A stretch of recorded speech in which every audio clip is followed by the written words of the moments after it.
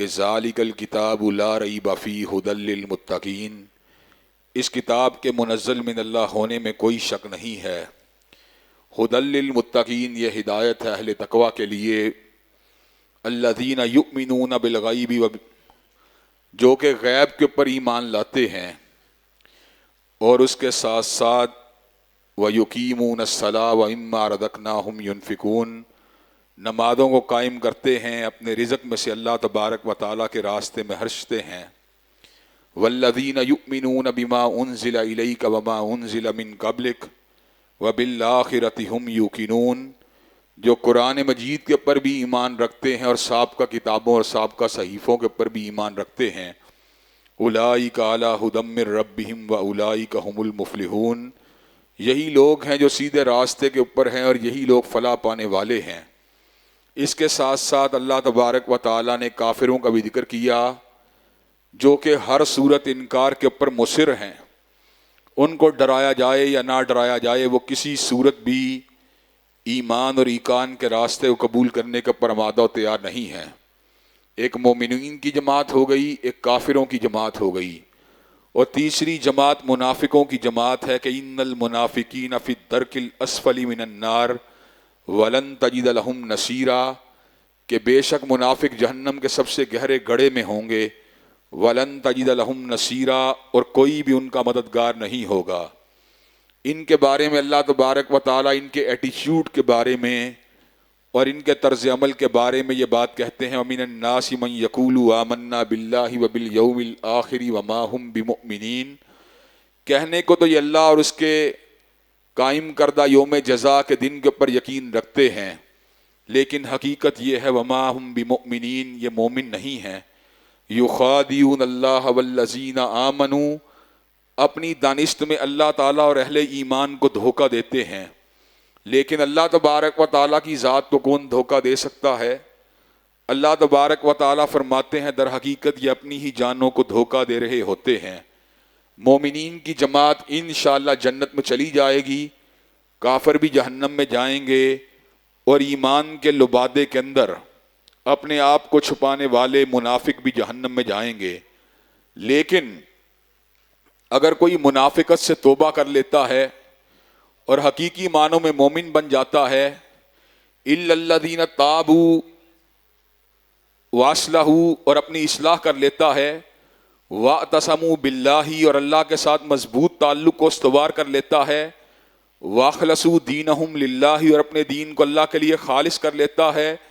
فَأُولَئِكَ مَعَ الْمُؤْمِنِينَ، تو اللہ تبارک و تعالیٰ ایسے منافقوں کو منافقت کے رشتے سے کاٹ کے ان کا نام مومنوں میں شامل کر دیں گے۔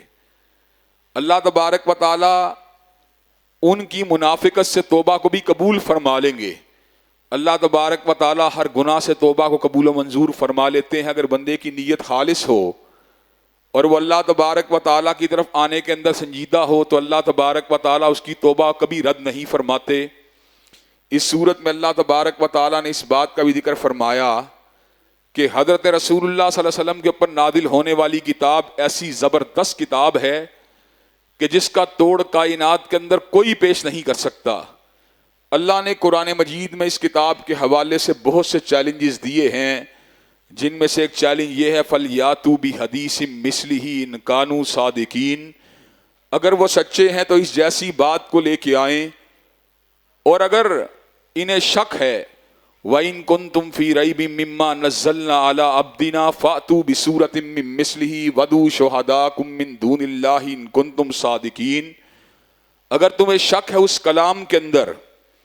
جو ہم نے اپنے بندے کے قلب اطہر کے اوپر اتارا ہے، تو پورے قرآن مجید کی بات تو ایک طرف رہی کہ كُلَّ إِنِ اجْتَمَعَتِ الْإِنسُ وَالْجِنُّ عَلَىٰ أَن يَأْتُوا بِمِثْلِ هَٰذَا الْقُرْآنِ لا یاتون بمثلہ ولو کان بعضهم لبعض ظہیرا، روئے زمین کے انسان اور جنات اگر جمع ہو جائیں تو کتاب حمید کی نظیر کو پیش نہیں کر سکتے۔ لیکن یہاں پہ چیلنج بہت بڑا دیا،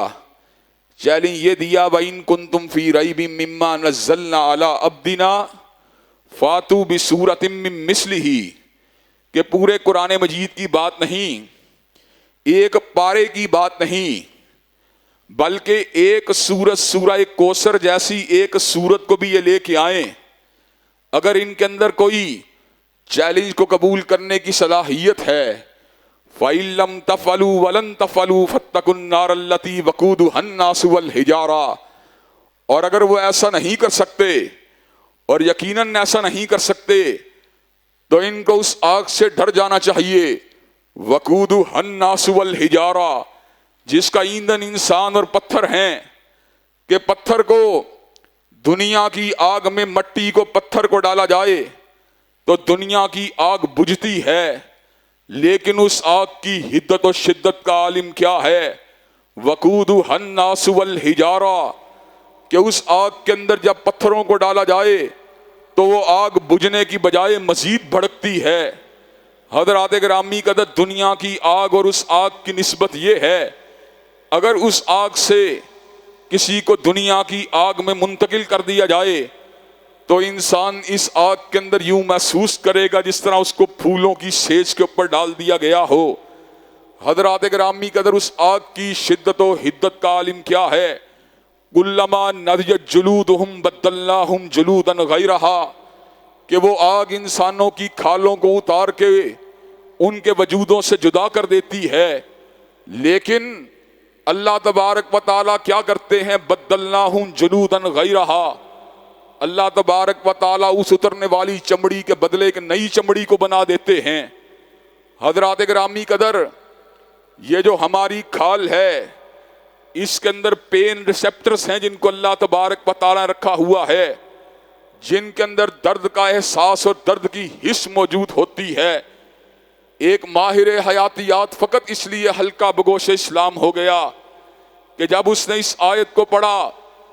کہ کھال کو اتارنے کے بعد دوبارہ نئی کھال کو چڑھایا جائے گا، لیذوق العذاب، تاکہ عذاب کی شدت کو چکھا جا سکے، وہ اس بات کو بھانپ گیا کہ یہ جدید سائنس نے جب اس بات کو دریافت کیا کہ پین ریسپٹرز اس کھال کے اندر ہوتے ہیں، اس نے کہا عرش والے کو اس بات کا علم تھا،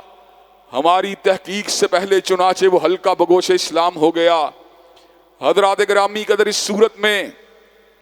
اللہ تبارک و تعالیٰ نے تخلیق آدم کا بھی ذکر کیا، ہم زمین کے اوپر کیوں آئے ہیں، ہماری زمین کے اوپر آمد کا مقصد حقیقی کیا ہے۔ اس بات کا جواب مختلف علوم کے ماہرین اپنے اپنے انداز میں دیتے ہیں، لیکن سچی بات یہ ہے کوئی جواب اسلامی اور قرآنی جواب کا مقابلہ نہیں کر سکتا۔ زمین کے اوپر انسان کی آمد کا مقصد حقیقی کیا تھا اور انسان کیوں کر اس زمین کے اوپر آیا؟ اللہ تبارک و تعالیٰ نے اس سوال کا جواب بڑے ہی دل نشیں انداز میں اس صورت میں دیا۔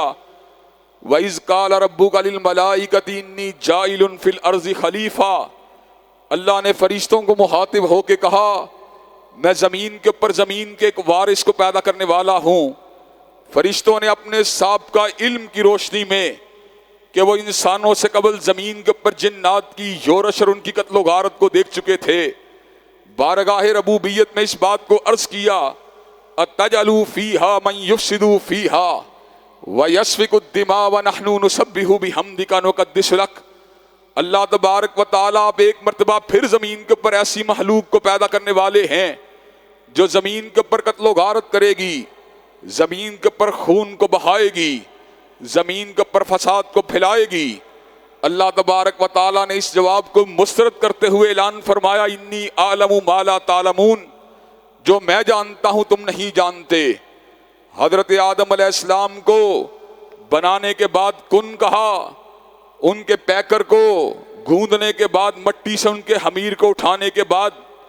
اپنے ہاتھ سے اس پورے خمیر کو بنانے کے بعد جب کن کہا، حضرت آدم علیہ السلام دھڑکتے ہوئے انسان بن گئے، دیکھنے والے سوچنے والے انسان بن گئے۔ اور یہاں چلتے چلتے میں ڈارون کے تصور ایوولوشن کا بھی رد کر دینا چاہتا ہوں۔ وہ جو تصور ہے جس کو ڈارون نے پیش کیا کہ اس زمین کے پر انسان بندر لنگور سے بنتے بنتے ترقی کرتے کرتے مدارج کو طے کرتے کرتے عقل والا انسان بن گیا، یہ بات کسی بھی طور پہ درست نہیں ہے۔ اللہ تبارک و تعالیٰ نے ہمارے جد امجد کو لنگور اور بندر سے نہیں بنایا، بلکہ اللہ تبارک و تعالیٰ نے حضرت آدم علیہ السلام کو اس انداز میں بنایا وعلم آدم الاسماء کلہا، کہ اللہ تبارک و تعالیٰ نے ان کو جملہ اشیاء کے ناموں کی معرفت نومنکلیچر کا علم عطا فرما دیا تھا۔ بلکہ اگر یہ بات کہی جائے تو بے جانا ہوگی کہ اللہ تبارک و تعالیٰ نے حضرت آدم علیہ السلام کو منبع علم و حکمت و فراست بنا دیا تھا۔ اللہ تبارک و تعالیٰ نے جملہ اشیاء کے ناموں کو حضرت آدم کو سکھلانے کے بعد فرشتوں کو بلایا اور کہا انبئونی باسماء ہؤلاء، ان اشیاء کے ناموں سے ذرا مطلع تو کرو۔ تو فرشتوں نے وہی جواب دیا جو ہونا چاہیے تھا، کہا سبحانک لا علم لنا الا ما علمتنا، پروردگار عالم آپ کی ذات پاک ہے، از خود ہم کیسے ان اشیاء کے ناموں کے بارے میں جان سکتے ہیں؟ ہمارا علم وہاں پہ رک جاتا ہے جہاں پر آپ نے ہمیں تعلیم دی، اس سے آگے نہیں پڑھایا۔ جہاں تلک آپ نے ہمیں بتلایا ہم تو اتنا ہی جانتے ہیں۔ اللہ تبارک و تعالیٰ نے سیدنا آدم علیہ السلام کو کہا انبئونی باسماء ہؤلاء، آدم علیہ السلام ان اشیاء کے ناموں سے ذرا آگاہ کیجئے۔ حضرت آدم علیہ السلام نے جب اشیاء کے ناموں سے آگاہ کیا تو اللہ تبارک و تعالیٰ نے اس بات کا حکم دیا جملہ فرشتوں کو کہ سیدنا آدم علیہ السلام کے سامنے جھک جاؤ۔ حضرات گرامی قدر، یہاں پہ دو نکات ہیں جن کو میں آپ کے گوش گزار کرنا چاہتا ہوں۔ پہلا نکتہ یہ ہے کہ علم باعث فضیلت ہے۔ عالم شخص جو ہوتا ہے اس کو غیر عالم کے اوپر فوقیت حاصل ہوتی ہے۔ هل يستوي الذين يعلمون والذين لا يعلمون، جو صاحب علم ہیں وہ لا علموں کے مقابلے کے اوپر ہر اعتبار سے افضل و اعلیٰ ہیں۔ اور حضرات گرامی کا دوسری بات یہ ہے کہ اللہ تبارک و تعالیٰ نے فضیلت علم کے ثابت ہونے کے بعد جب فرشتوں کو جھکنے کا حکم دیا تو گویا اللہ تبارک و تعالیٰ نے اس بات کو سمجھا دیا وہ آدم علیہ السلام جن کے خمیر کو مٹی سے اٹھایا گیا وہ نورانی مخلوق سے افضل ہیں۔ یہاں پر میں آپ حضرات کے سامنے اس بات کو رکھ دینا چاہتا ہوں، بعض لوگ عقیدت کے اندر، محبت کے اندر حضرت رسول اللہ صلی اللہ علیہ وسلم کو بشریت سے باہر نکال کر نورانیت میں شامل کر دیتے ہیں، جبکہ قرآن مجید اس بات کو بتلا رہا اور سمجھا رہا ہے کہ نورانی مخلوق کا رتبہ حاکیوں کے جد امجد آدم علیہ السلام کے مقابلے میں کمتر ہے۔ جب ان کو فضیلت حاصل ہے تو کیوں کر سید البشر کو بشریت کے زمرے سے باہر نکالا جائے؟ حضرات گرامی قدر، فرشتوں کی اس جماعت کے اندر ایک اعزازی بندہ بھی موجود تھا جو کہ جن تھا۔ ابلیس کثرت ریاضت کی وجہ سے، کثرت عبادت کی وجہ سے فرشتوں کا ہم نشیں بن چکا تھا۔ اور حضرات گرامی قدر، یہاں پر اس بات کو بھی سمجھنے کی ضرورت ہے کہ اللہ تبارک و تعالیٰ سے ہمیشہ عافیت کو طلب کرنا چاہیے کہ کئی مرتبہ مدت مدید تک ایک بلند رتبے کے اوپر رہنے کے باوجود بھی انسان کو زوال آ سکتا ہے، مخلوق کو زوال آ سکتا ہے۔ اور زوال کی سب سے بڑی وجہ تکبر ہوتا ہے۔ جب کسی کے دماغ میں کبر آ جائے، جب کسی کے دماغ میں غرور آ جائے تو یوں سمجھیے اس کے زوال کا آغاز ہو چکا ہے۔ حضرات گرامی قدر، وہ جو حقیقی فرشتہ نہیں تھا لیکن فرشتوں کی جمعیت کا ہم نشیں بن چکا تھا، کان من الجن ففسق عن امر ربہ، وہ جنات میں سے تھا اور اس نے اپنے پروردگار عالم کے حکم کو ماننے سے انکار کیا۔ کہنے لگا میں اس کی فضیلت کو نہیں مانوں گا، انا خیر منہ خلقتنی من نار وخلقتہ من طین، میں افضل ہوں، تو نے میرے خمیر کو آگ سے اٹھایا،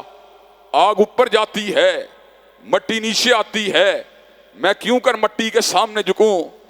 حالانکہ یہ دلیل عقلی جس کو اللہ تعالیٰ کے حکم کے سامنے پیش کیا گیا، یہ اسلوب ویسے ہی غلط ہے۔ جہاں پر اللہ رسول کی بات آ جاتی ہے وہاں پر عقل کے گھوڑے دوڑانا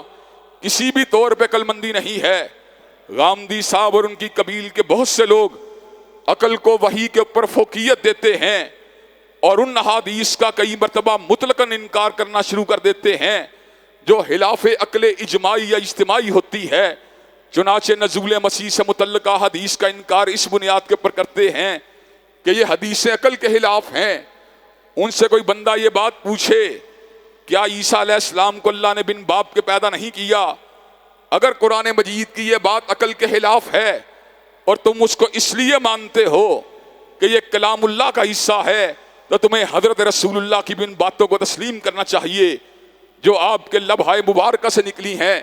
چنانچہ ہمارا عقیدہ بالکل واضح ہے، حضرت رسول اللہ انسانوں کے امام ہیں اور آپ کی حدیث باتوں کی امام ہے، آپ کی عقل افکار کی امام ہے اور آپ کی سنت طریقوں کی امام ہے، اور آپ کا ویژن انسانوں کے تخیلات کا امام ہے۔ دنیا کے اندر کسی انسان کا تخیل مصطفیٰ کا مقابلہ نہیں کر سکتا۔ حضرات گرامی قدر، حضرت حافظ محمد گوندلوی رحمۃ اللہ علیہ ارشاد فرماتے تھے، جس طرح جانوروں کی عقل انسانی کا مقابلہ نہیں کر سکتی، اسی طرح عقل انسانی عقل نبوت کا مقابلہ نہیں کر سکتی۔ حضرات گرامی قدر، ابلیس نے جھکنے سے انکار کر دیا، اس کا اسلوب باطل تھا، اور دوسری بات یہ ہے کہ وہ خلاف عقل اور منطق بھی تھا۔ مولانا عبداللہ ناصر صاحب یہاں پہ تشریف لائے،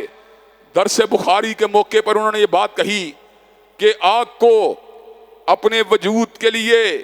مٹی کے سہارے کی ضرورت ہے، جبکہ مٹی کو اپنے وجود کے لیے کسی خارجی سہارے کی ضرورت نہیں۔ تو جو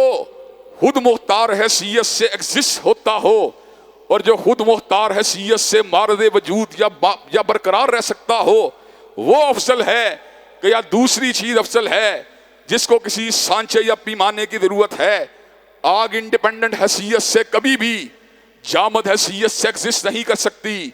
اسے بنیاد کے طور پر لوہے کے سانچے کی ضرورت ہے،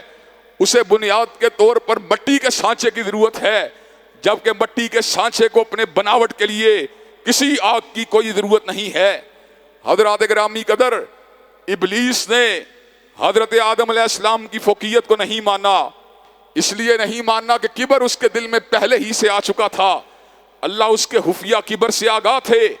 کہ جب زمین کے اوپر یورس کو کچلا گیا تو بڑے گمنڈ میں تھا۔ اللہ تبارک و تعالیٰ اس کے دل کے اندر موجود خفیہ گمنڈ کو پا چکے تھے، جس کا اظہار اس موقع پہ ہوا جب اللہ تبارک و تعالیٰ نے آدم علیہ السلام کے سامنے جھکنے کا حکم دیا تو اس نے جھکنے سے انکار کر دیا۔ اللہ نے اس کو راندہ درگاہ بنا دیا۔ جب اس کو راندہ درگاہ بنایا گیا، اس نے کہا یہ میرا دشمن ہے، اس کی نسل کو اور اس کے اندر پیدا ہونے والے افراد کو میں کبھی آگے سے پکڑوں گا، کبھی پیچھے سے پکڑوں گا، کبھی دائیں سے پکڑوں گا، کبھی بائیں سے پکڑوں گا،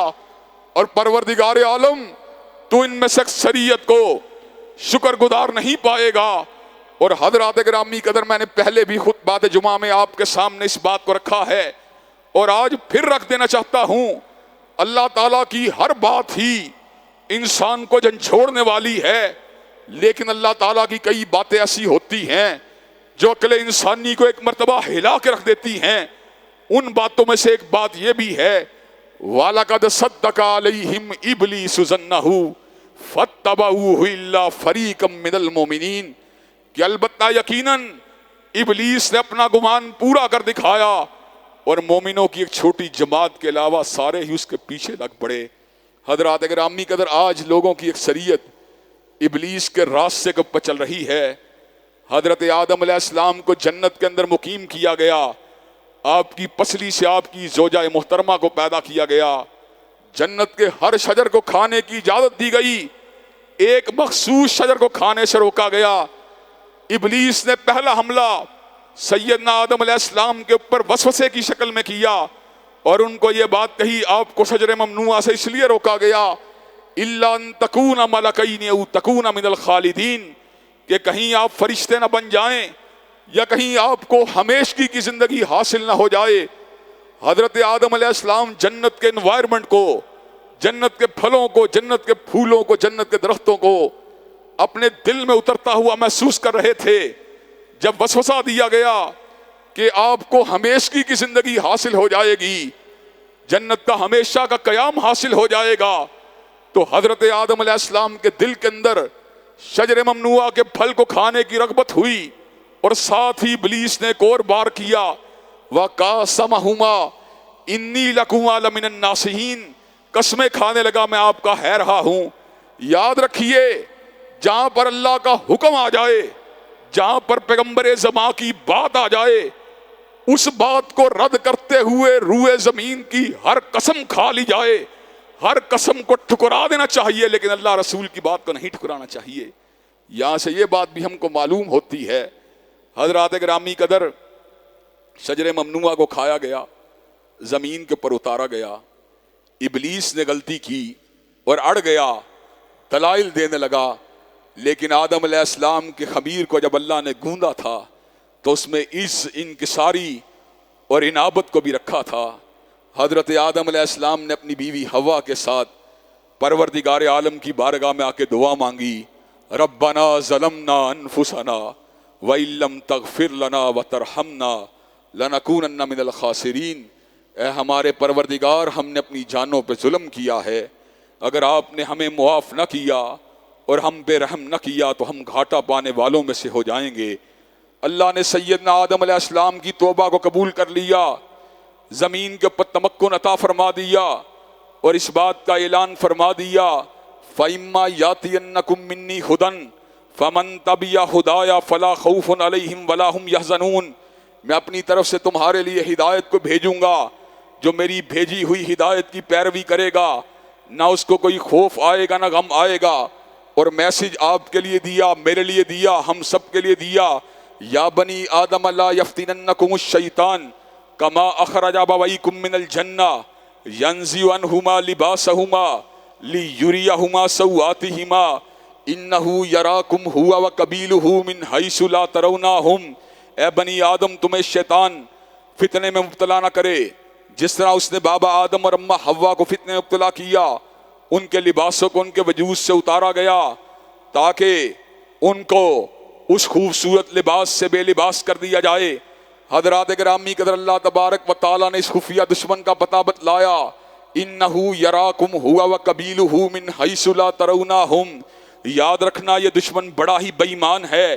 یہ دشمن بڑا ہی پلاننگ کرنے والا ہے، اس لیے کہ یہ تمہارا ایسا نادیدہ دشمن ہے کہ وہ اور اس کا قبیلہ تو تم کو دیکھ رہا ہوتا ہے لیکن تم ان کو نہیں دیکھ رہے ہوتے۔ حضرات گرامی قدر، یہ باتیں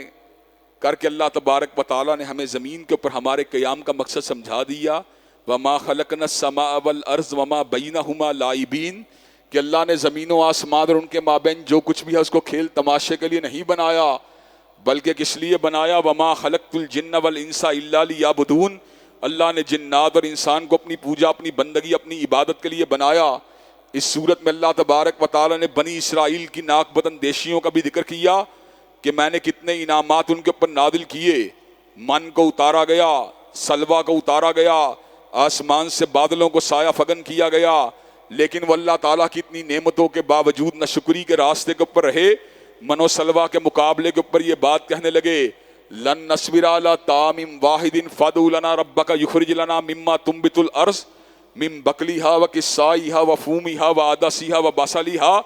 ہمیں زمین کی ترکاریوں، زمین کے گندم، زمین کے گھئیوں کی ضرورت ہے، زمین کی ککڑی کی ضرورت ہے، زمین کے تھوم کی ضرورت ہے۔ اللہ تبارک و تعالیٰ کے نبی حضرت موسیٰ نے کہا، تستبدلون الذی هو ادنی بالذی هو خیر۔ اللہ تعالیٰ آسمان کا رزق دیتے ہیں، تم زمین کی ترکاریوں کی بات کرتے ہو۔ حضرات گرامی قدر، چلتے چلتے یہ بات آپ کے سامنے کر دینا چاہتا ہوں، ایک طرف قرآن ہے جو آسمان سے آیا ہے، دوسری طرف حدیث ہے جو حضرت رسول اللہ صلی اللہ علیہ وسلم کے قلب اطہر کے اوپر اترنے والے الہام کا نتیجہ ہے، اور ہم زمین والوں کی بات کو اس کے مقابلے کے اوپر مان رہے ہیں۔ اعلیٰ کو چھوڑ کے ادنا کے پیچھے بھاگنا، چاہے رزق کے معاملے میں ہو یا ہدایت کے معاملے میں ہو، کسی بھی طور کے اوپر درست نہیں ہے۔ اس صورت میں اللہ تبارک و تعالیٰ نے اس بات کا بھی ذکر کیا کہ بچھڑے کی محبت اسرائیلیوں کے دل کے اندر اس طرح اتر چکی تھی کہ وہ کسی بھی طور کے اوپر بچھڑے کی عبادت سے دستبردار ہونے کے لیے تیار نہیں تھے۔ حضرت موسیٰ علیہ السلام نے انہیں حکم دیا، ان اللہ یأمرکم ان تذبحوا بقرہ، اللہ تمہیں حکم دیتا ہے گائے کو ذبح کرو، لیکن وہ کسی بھی طور پہ اس کے لیے آمادہ نہیں تھے، حیل و حجت کرتے رہے، اس کو کیسا ہونا چاہیے، اس کی عمر کیسی ہونی چاہیے، اس کا انداز کیسا ہونا چاہیے، اس کا رنگ کیسا ہونا چاہیے۔ جب سارے جواب مل گئے، فَذَبَحُوهَا وَمَا كَادُوا يَفْعَلُونَ، تو ذبح کرنے پہ مجبور ہوئے، حالانکہ دل سے ایسا کرنے پہ آمادہ نہیں تھے۔ اللہ تبارک و تعالیٰ نے ان کا یہ عیب بھی بتلایا، فَوَيْلٌ لِّلَّذِينَ يَكْتُبُونَ الْكِتَابَ بِأَيْدِيهِمْ ثُمَّ يَقُولُونَ هَٰذَا مِن عِندِ اللَّهِ لِيَشْتَرُوا بِهِ ثَمَنًا قَلِيلًا فویل لہم مما کتبت ایدیہم وویل لہم مما یکسبون، اپنے ہاتھوں سے تحریروں کو لکھتے اور اللہ کی ذات کے ساتھ منسوب کر دیا کرتے تھے۔ مقصد کیا ہوتا تھا؟ لوگوں کے مال کو جمع کرنا، ان کے مال کو بٹورنا۔ اللہ تبارک و تعالیٰ فرماتے ہیں فویل لہم مما کتبت ایدیہم وویل لہم مما یکسبون، تباہی ان ہاتھوں کے اوپر جنہوں نے غلط تحریروں کو لکھا، اور تباہی اس کمائی کے اوپر جو اس کے عوض کمائی گئی۔ اس صورت میں اللہ تبارک و تعالیٰ نے اس بات کا بھی ذکر کیا کہ حضرت جبریل امین تو وحی کو لے کے آئے تھے حضور کے قلب اطہر کے اوپر اللہ کے حکم سے، لیکن انہوں نے اللہ تبارک و تعالیٰ کے فیصلے کو کھلے دل سے تسلیم کرنے کی بجائے کہ یہ وحی یہ آل اسماعیل کے اوپر کیوں آئی، اس کو آل اسحاق پہ آنا چاہیے تھا۔ حضرت جبریل کی عداوت کے اوپر آمادہ و تیار ہو گئے تو اللہ تبارک و تعالیٰ نے اس بات کا ذکر کیا کل من کان عدوا لجبریل فإنہ نزلہ علی قلبک بإذن اللہ مصدقا لما بین یدیہ وہدی وبشریٰ للمؤمنین،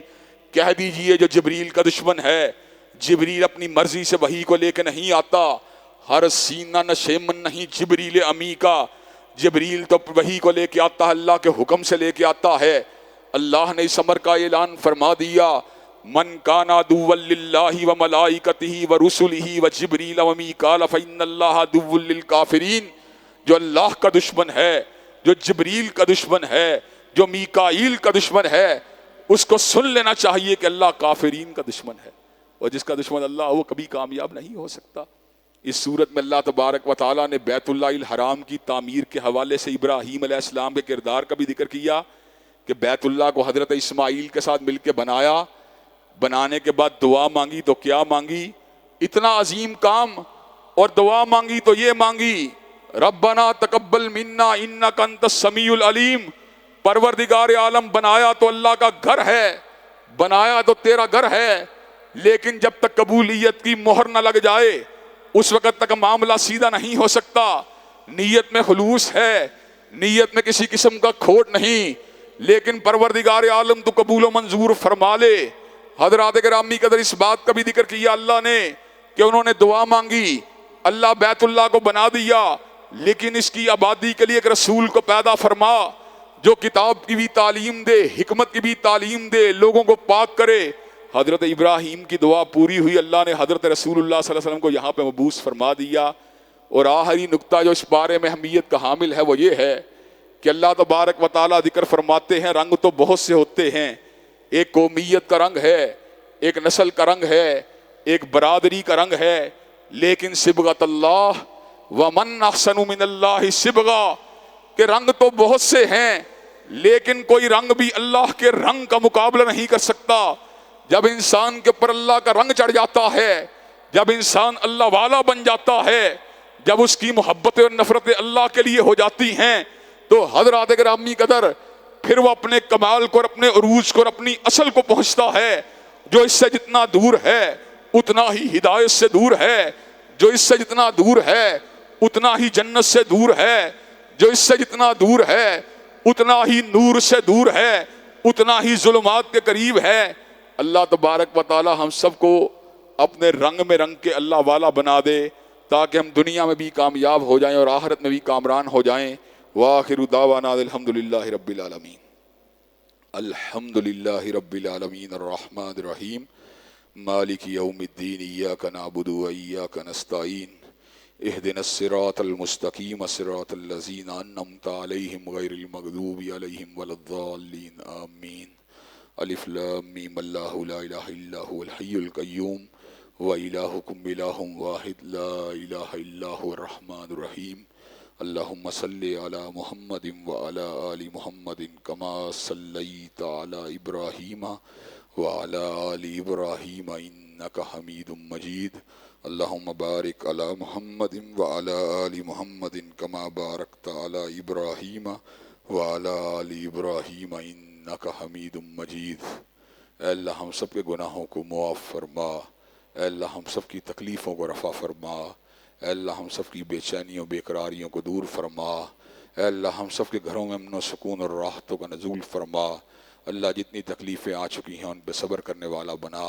اللہ آئندہ آنے والی زندگی میں ہر تکلیف سے، ہر مصیبت سے، ہر مشکل سے محفوظ و مامون فرما۔